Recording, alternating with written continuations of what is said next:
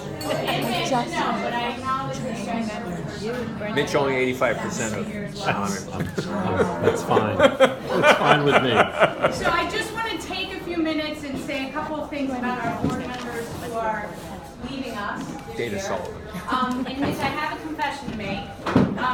I only know a handful of Bruce Springsteen songs. And if you sang them to me, I likely wouldn't know the title or the album that they came from or anything like that. But I do know what it means to have a burning passion for something.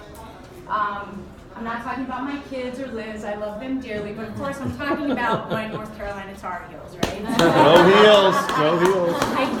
I get loving something so much that you know, it brings you great joy and it makes you cry like a little baby.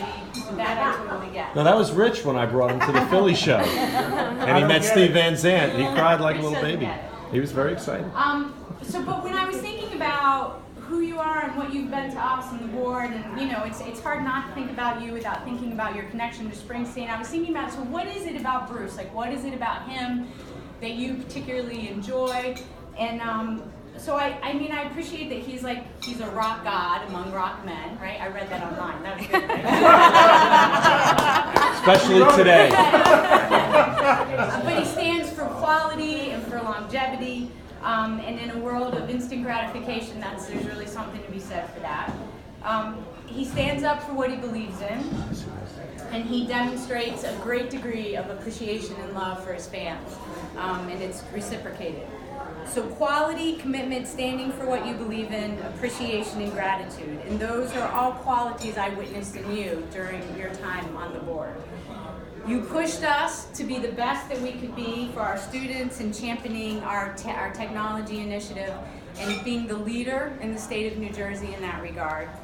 You were a passionate voice on the board during your time, even when you were kind of the lone wolf. When I think of the student resource officer and your position on, you know, having an armed officer in the schools, you were clear, you were articulate, and you were passionate, and you did not back down.